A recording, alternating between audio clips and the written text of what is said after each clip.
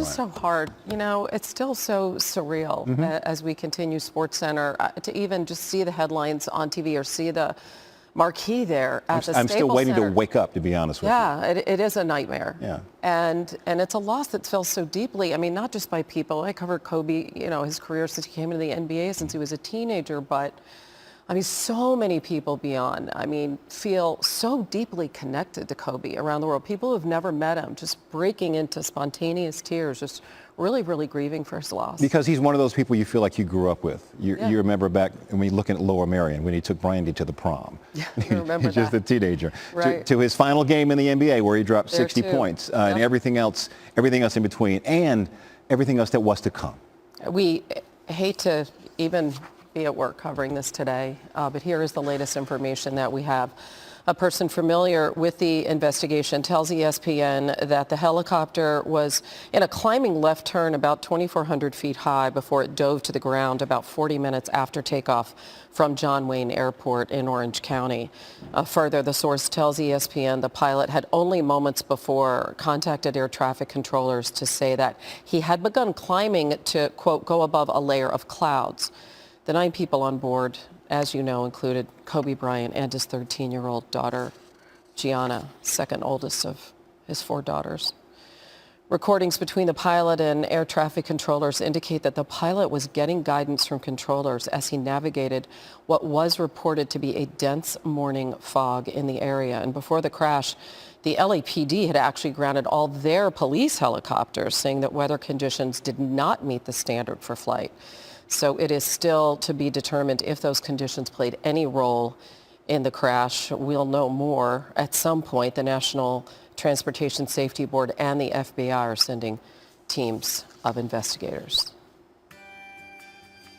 And these are the headlines from around the world. He truly was a citizen of the world, spending a good portion of his youth, ages 6 to 13, in Italy, speaking multiple languages, a favorite son of both Los Angeles and Philadelphia. There you see L'équipe, l'étoile, the star, and then Kobe es eterno, Kobe forever. Hannah, Kobe and Gianna were on their way to a youth basketball game at the Mamba Sports Academy in Newbury Park, where Kobe was to have coached Gianna's team. Gianna shared her dad's passion for basketball, had ambitions to become a professional basketball player. Kobe survived by his wife Vanessa and daughters Natalia, Bianca, and Capri. Other victims on board the helicopter: Orange Coast College baseball coaching legend John Altobelli, his wife and daughter; Christina Mauser, a basketball coach at an Orange County, California private school and mother of 3; middle school student Peyton Chester and her mother Sarah; and the pilot of the helicopter. Our sympathies going out to all of those families. Just unimaginable. A look really surreal at the marquees outside and on top of the Staples Center. That's LA Live this morning. People coming together to remember one of their own. One of their own. Hard That's to believe. Yeah. I spoke to Bob Costas about the life and legacy of Kobe Bryant earlier on SportsCenter. I think he was building a post-career and beyond basketball legacy that now will not be fulfilled. So there would have been more to assess in that regard were it not for this tragedy, but we could see the way it was headed, and it was headed toward a very positive and far-reaching legacy. But as a player, he was certainly one of the all-time greats, but there's a difference between achievement and stardom. We could make a list, and I don't want to tick these names off because it seems like we'd be diminishing them. We can make a list of some players, some contemporaries, who are at least close to as good as Kobe in terms of achievement, but did not have the star power that he had. And of course, just like Derek Jeter with the Yankees, playing with the Lakers, not only in that market, but at a time when they were consistently good and there were championships or contending for championships in the years that they didn't win, that elevated all of it. But there's a difference between presence and stardom and mere athletic excellence. He had that whole package. So well said by Bob Costas, of course, for so many years, the face of the NBA on NBC and the other man that has guided us through the NBA for the last 3 decades, TNT's Ernie Johnson, a longtime host of Inside the NBA, chronicling Kobe's life and career, joins us on the phone. And Ernie, it just seems so surreal. Can you possibly try to put this tragedy into perspective? Oh, it still seems that way to me as well, Hannah. I was driving home from North Carolina yesterday afternoon when my son called me, and I was just listening to music on the, in the car, and my son called me and he said, "Have you heard?" And I immediately turned the radio on and heard the reports, and it still seems so unreal. Then I called Charles and I called Shaq and I called Kenny, and we we were all just in this state of stunned disbelief. And then I just, my mind has been going so many places over the last several hours, and then I settled back on Vanessa and Natalia and Bianca and Capri, and what they've lost, a father and a husband and a sibling. And I think about John Altobelli and his wife Carrie and his daughter Alyssa, and I know that surviving is a son JJ and their daughter Alexis. I think about Matt Mauser losing his wife Christina, and I think about Sarah Chester and her daughter Peyton, and the helicopter pilot, and it's just, then you say, where do you go from here? And I think this is just a time, Hannah, where your faith and your family and your friends will try to get you through something like this, and I'm hopeful that there is all of those elements in plentiful supply for all the families that have just been shattered here. I mean, this isn't a basketball story. This is a story of families shattered in an instant, and it's just indescribable. It's such a terrible tragedy in so many ways, and I just can't, help but think of the 3 teenagers who they had their whole lives ahead of them. Our friend Shaq, who we both love so much, who won 3 championships with Kobe, and their relationship had come full circle. It was so difficult.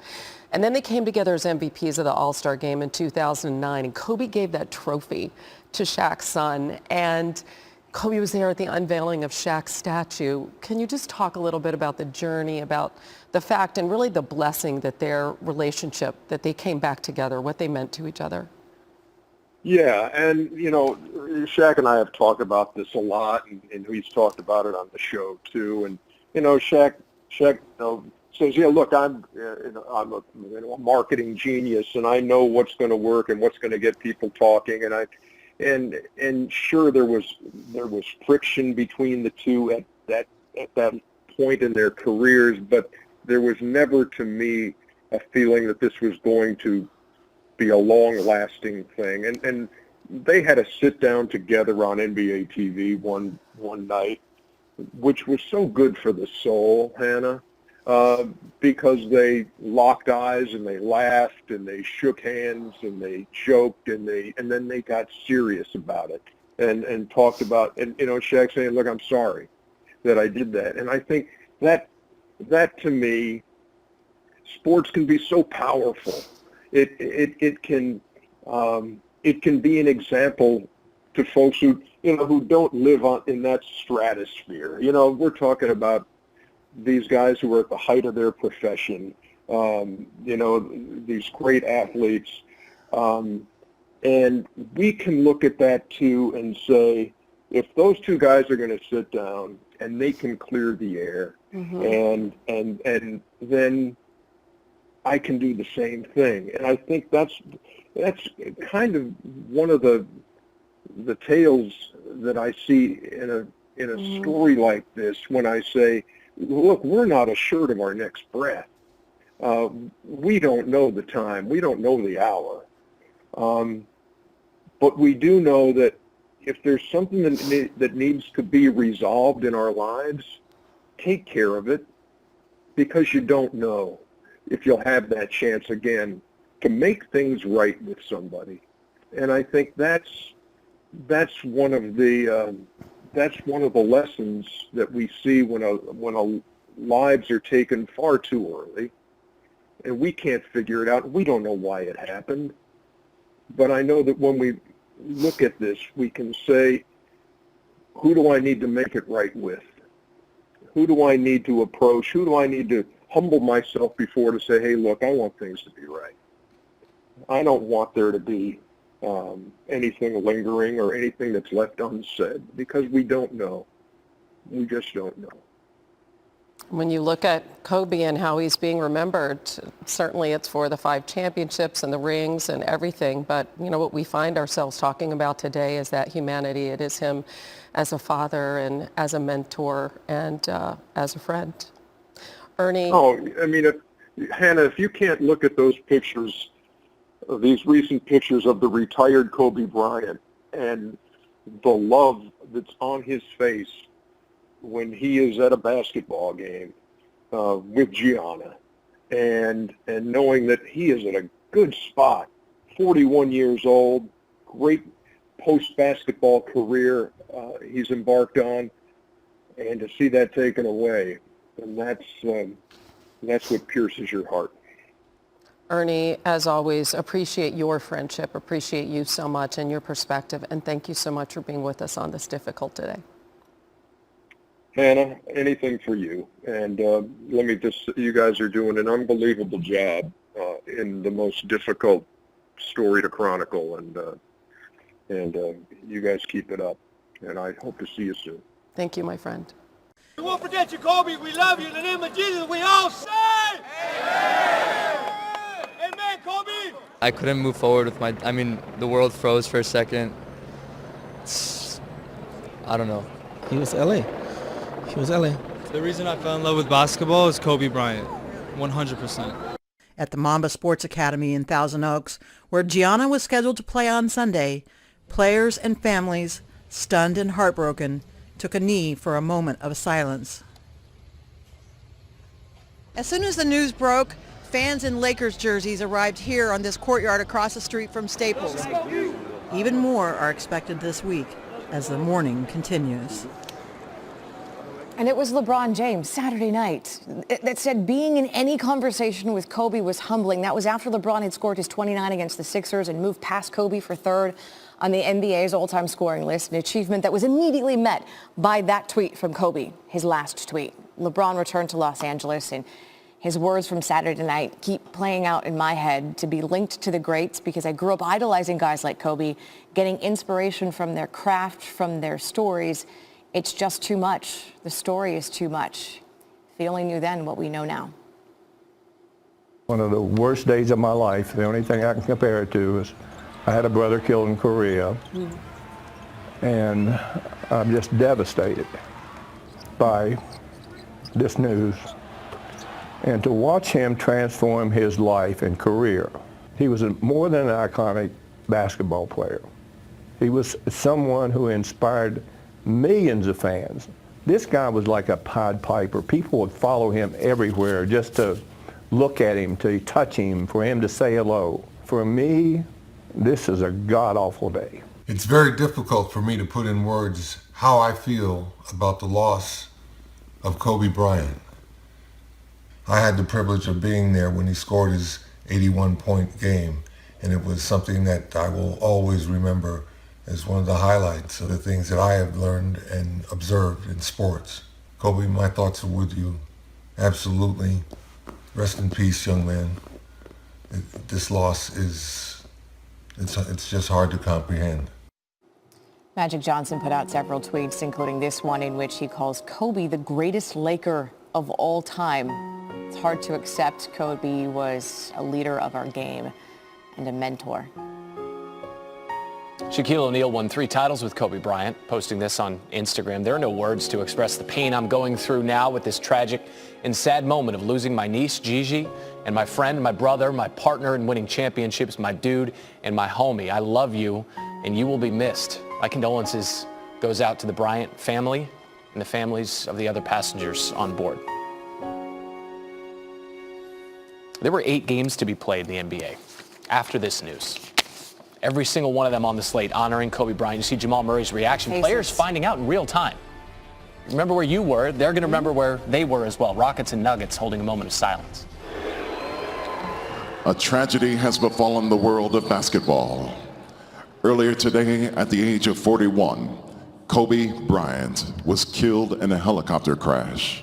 The NBA and the game of basketball will mourn this loss together. Please join us in a moment of silence for Kobe Bryant.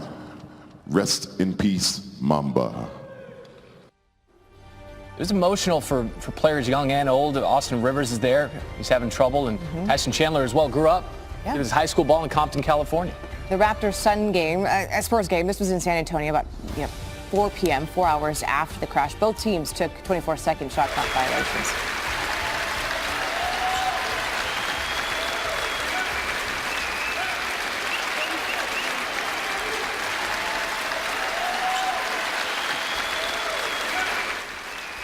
Becky Hammon in tears. Tim Duncan in tears. Let's go to New Orleans Pelicans and Celtics. The arena remembering Kobe, remembering Gianna. Pelicans with a moment of silence starting with 24.8 seconds, right? Honoring both of the jersey numbers that Kobe wore. And players, so many players putting them on, the numbers on, and the mentality, Mamba mentality on their sneakers. Start of the game, more intentional shot clock violations and more cheering in New Orleans. Listen to this.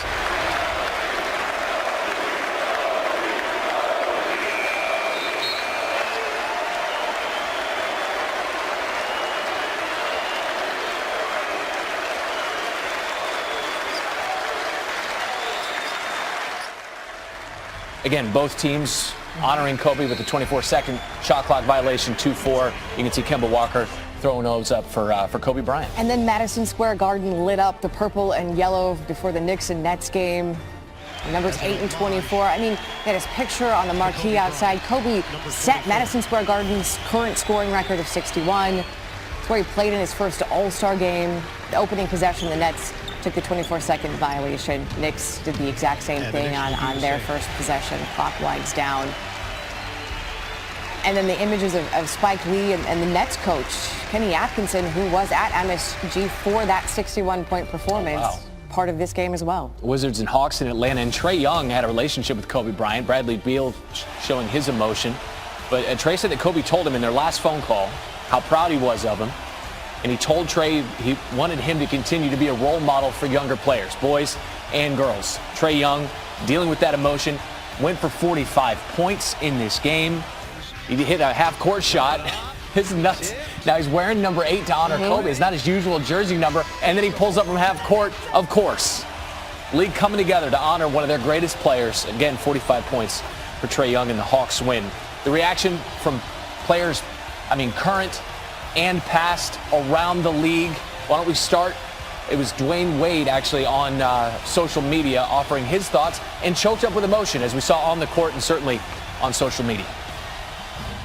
Today is one of the saddest days in my lifetime.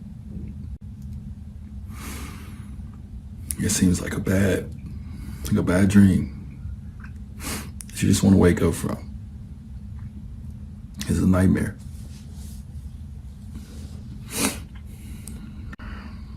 I know we all feel the same way about such a great leader, just a great champion. He's a great person. If you got a chance to know Kobe, you got a chance to really know Kobe. Ain't nobody better, man.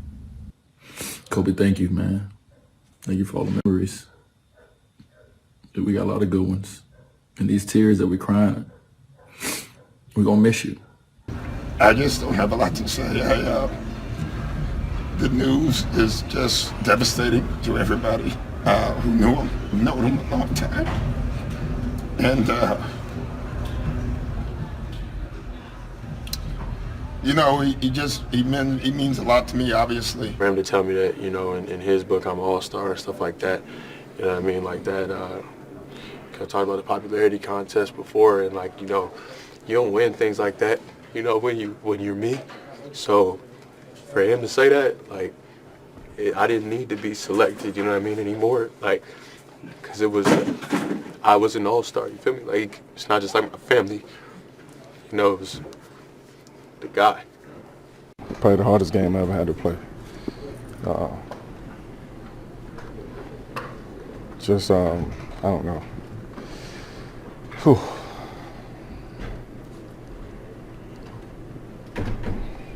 Well, it was tough. It was tough. Why did you play? I think, honestly, knowing him, the way that I know him, he would have wanted me to play. Oh, it's just one of those things that make you sick to your stomach. You know, it's disturbing, and it's bigger than just, you know, our heroes and people we looked up to dying. You know, it's deeper than that. You know, so it's painful, and it still seems like it's not real. The legacy here is that of one of the greatest winners in basketball history. He wasn't just a player. He was one of the game's greatest champions, 5-time champion, 2 times finals MVP, league MVP, 18-time NBA All-Star, 2-time Olympic gold medalist representing the United States. Kobe and his daughter were 2 of 9 people who died when the helicopter crashed. Now, among the victims, John Altobelli, the head baseball coach at Orange Coast College.